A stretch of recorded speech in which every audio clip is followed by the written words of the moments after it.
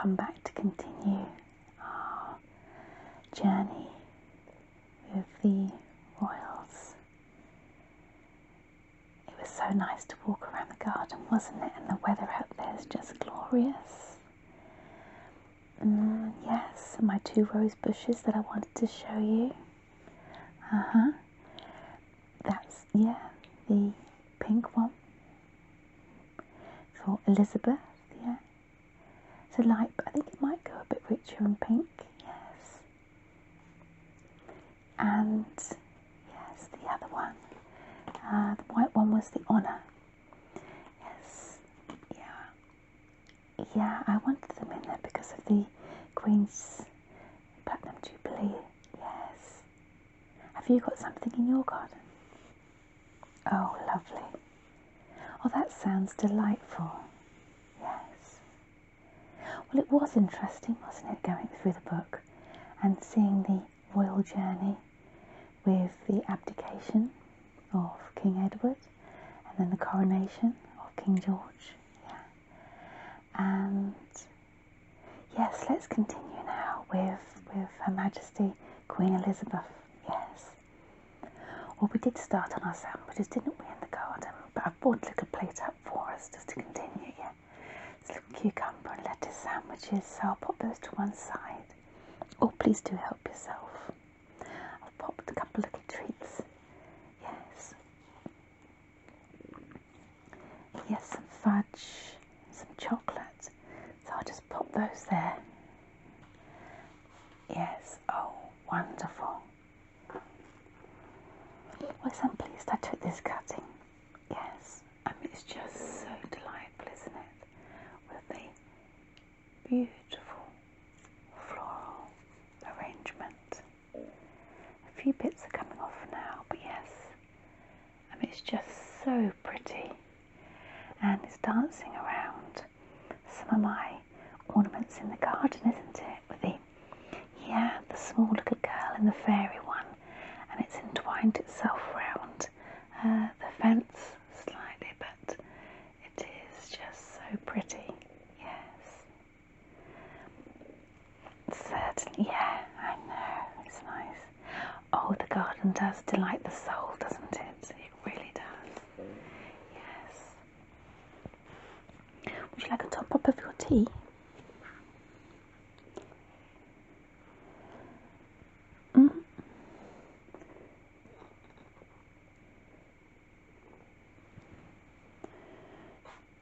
I think I topped it up earlier on when we first came in, but I'll just pop a little dribble more in for you so you can enjoy it with this part 2 video, our journey with the royal family to commemorate the Queen's Jubilee. Yes.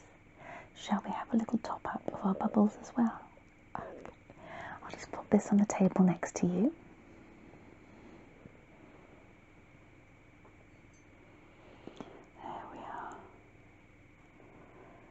Just grab from the side table. That's your glass, wasn't it? Yes, because you had the pretty little. Yeah, absolutely.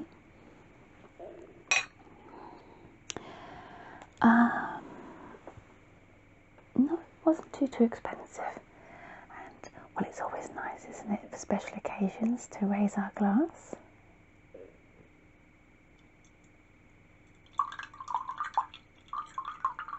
I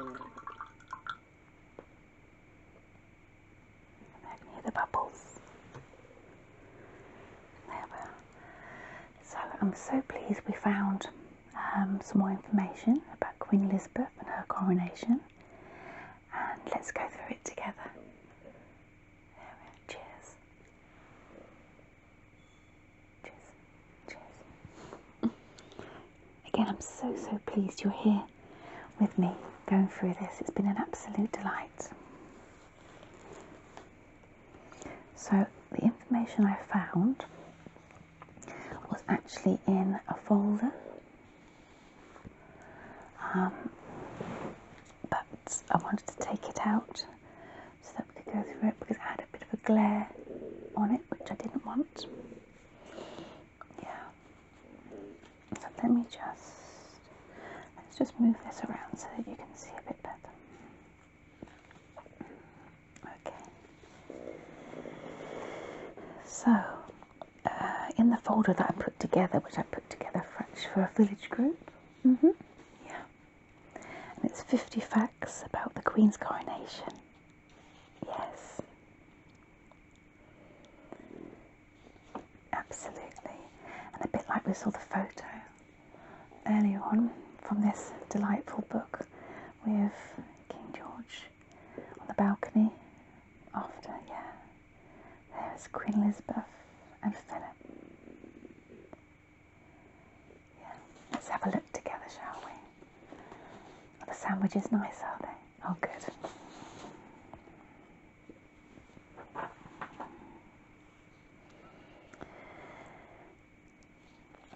Coronations have been held at Westminster Abbey for 900 years, and the coronation of Queen Elizabeth II was to follow suit. But the coronation of 1953 was groundbreaking in its own right, the first ever to be televised. It was watched by 27 million people in the UK alone, and millions more audiences around the world.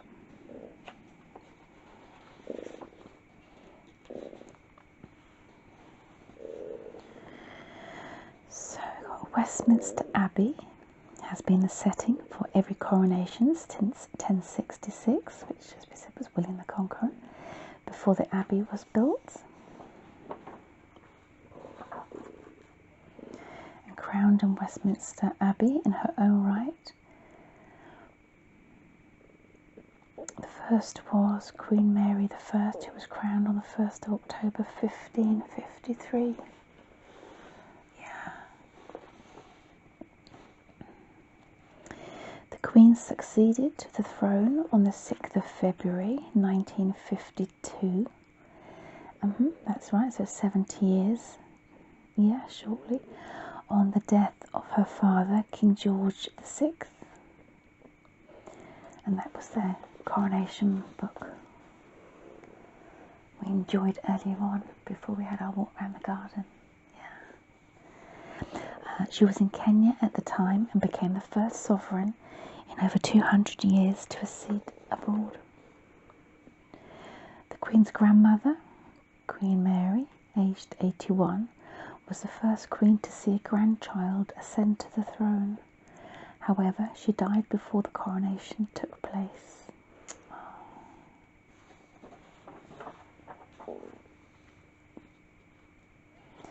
Latin was used until the coronation of Elizabeth I. The incumbent Earl Marshal is responsible for organising the coronation. Since 1386, the position has been undertaken by the Duke of Norfolk. The 16th Duke of Norfolk was responsible for the Queen's coronation in 1953, and he was also responsible for the state funeral of Sir Winston Churchill, and that was 1965, and the investiture of the Prince of Wales in 1969. The Queen and the Duke of Edinburgh were driven from Buckingham Palace to Westminster Abbey in the Gold State coach, pulled by 8 grey gelding horses. Cunningham, Tovey, Noah, Tedder, Eisenhower, Snow White, Tipperary, and McCreary. Oh, that's delightful, isn't it? Oh, because she does love her horses. We said it earlier, didn't we? Yeah. And yeah, in the previous one, we did have the beautiful picture of the Gold State coach, didn't we? Which we saw with King George. Yeah. Wonderful.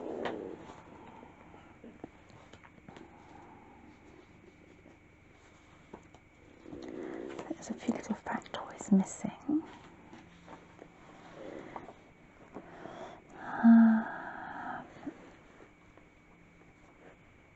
That's beautiful.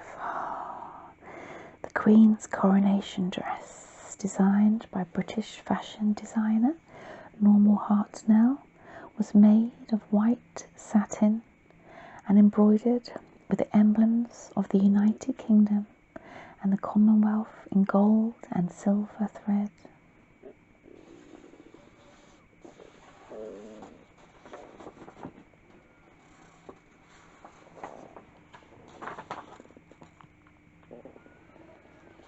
I've got a terribly rumbly tumbly, so I do apologise.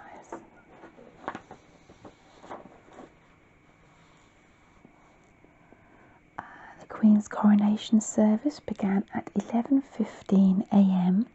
and lasted almost 3 hours. On her way to the coronation, Her Majesty wore George IV's state diadem, the crown depicted on stamps. Made in 1820, the diadem features roses, shamrocks and thistles with 1,333 diamonds and 169 pearls.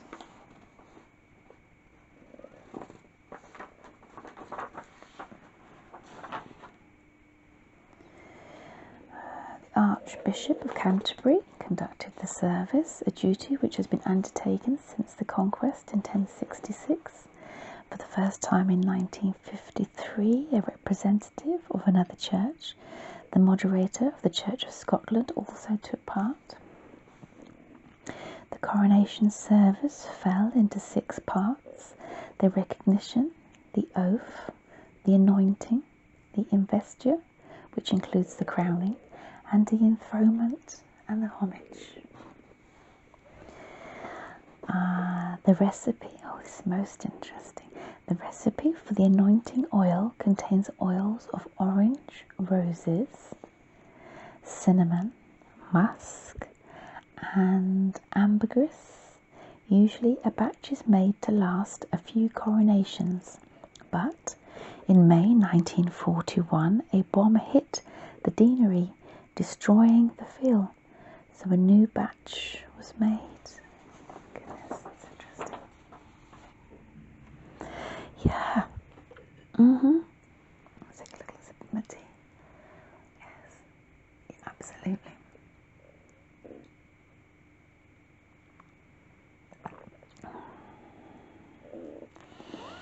And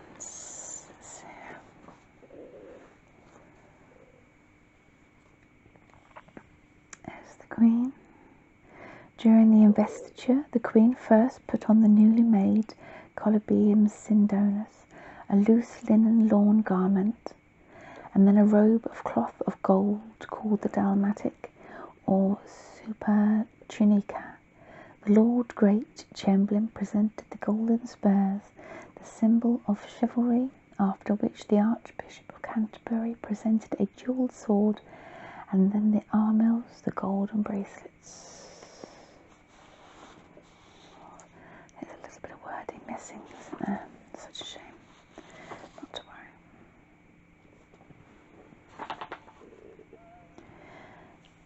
And again, we can see how busy it was in the streets of London. The same as we did when we went through this book. Oh, yes. Prince Charles received a special hand-painted children's invitation to his mother's coronation. Oh, it's lovely. That's a good idea for a street party, isn't it? A total of 8,251 guests attended the Queen's coronation ceremony at Westminster Abbey. 129 nations and territories were officially represented at the coronation service. The Queen was crowned in St Edward's chair, made in 1300 for Edward I and used at every coronation since that time. It is permanently kept in Westminster Abbey. St Edward's crown, made in 1661, was placed on the head of the Queen during the coronation service. It weighs 4 pounds and 12 ounces and is made of solid gold. Oh my goodness, wonderful. After the crown, the orb, also made in 1661, was the most important piece of regalia.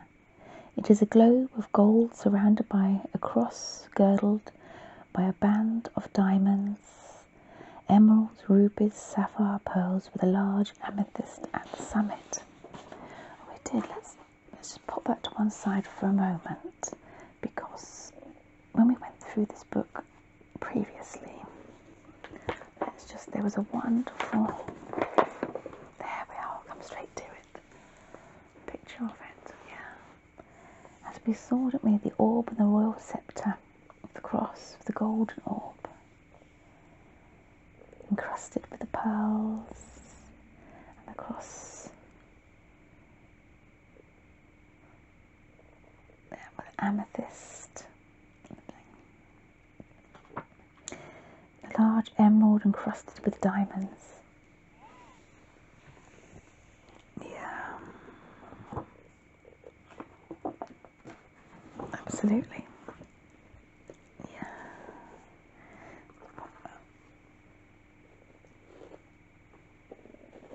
But there to make room for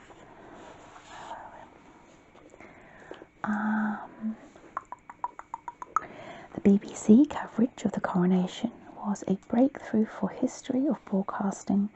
It was the first service to be televised, and for most people it was the first time they'd watched an event on television. That's fantastic. 27 million people in the UK out of 36 million people watched. Goodness me.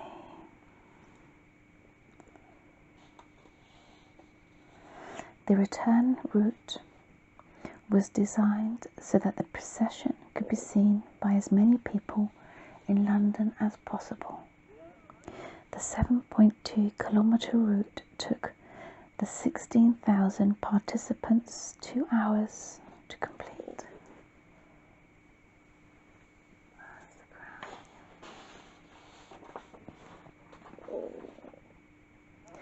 There's a bit missing here, but it was welcome concession. I think they gave something at the food. It was a welcome concession at a time the meat ration was 2 shillings a week. So I think there's something that they gave, which is good. The imperial state crown, which was worn by the Queen during her return to Buckingham Palace, contained 4 pearls, traditionally believed to have been Queen Elizabeth I's earrings. Oh, that's lovely, isn't it? Yeah, absolutely. On the way back to Buckingham Palace, the Queen wore the newly made purple robe of estate. The embroidered cipher of the Queen and border of wheat ears and olive branches took a total of 3,500 hours to complete by a team of 12 seamstresses from the Royal School of Needlework. The silk for the embroidery came from a silk farm in Lullingstone in Kent.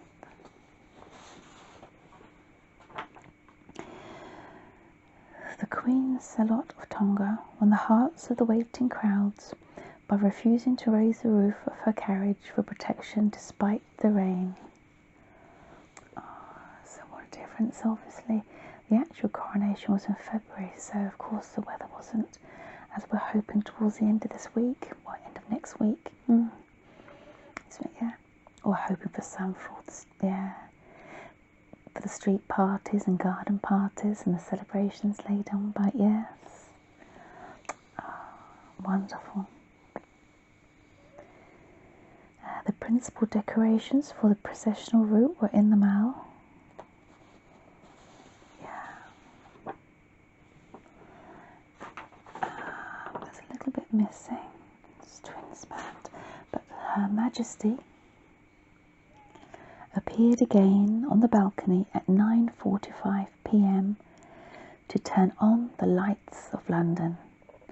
Lights cascaded down the Mall, lighting the huge cipher of Admiralty Arch and turning the fountains in Trafalgar Square into liquid silver until all the floodlights from the National Gallery to the Tower of London had been illuminated. Wonderful. Coronation chicken was invented for the foreign guests who were to be entertained after the coronation.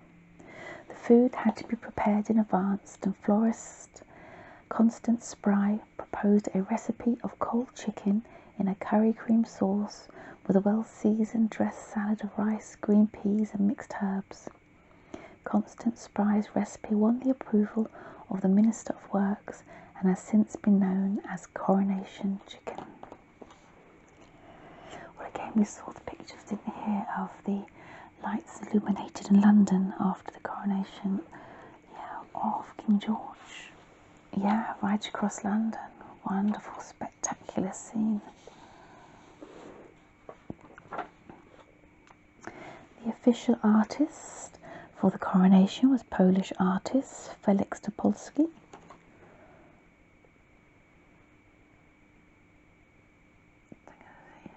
He produced a permanent record of the occasion in the lower corridor in Buckingham Palace. The painting was made in 14 sections, each well over a metre high.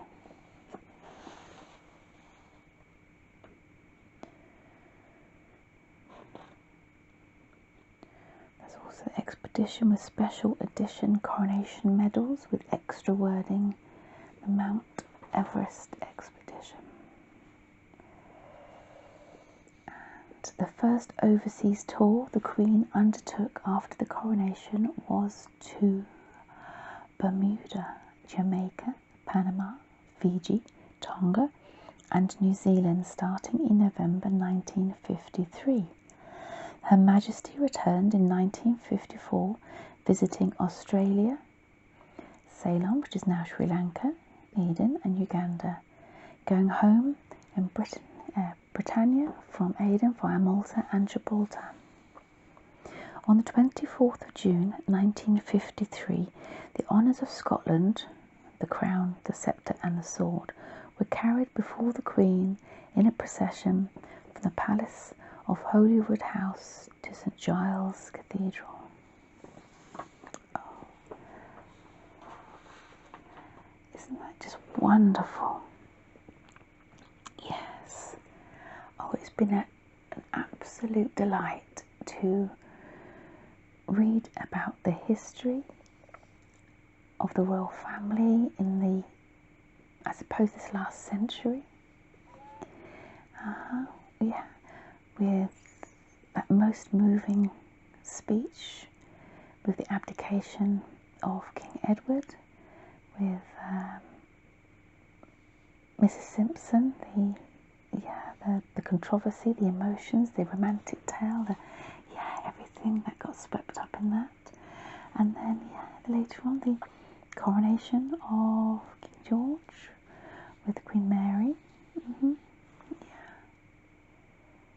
Oh, it's been delightful. And I'm just so pleased you've joined me for us to share this journey together and to share those facts about our Queen now.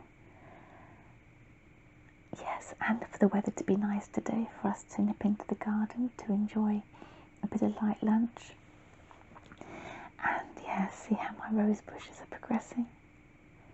That's right, one was called Elizabeth, that's the pink one, and in honour of the Platinum Jubilee, the white one is called Honour. Oh, wonderful. Yes, well, cheers. And I hope all your celebrations are spectacular and you stay safe. And please do join me again very, very soon.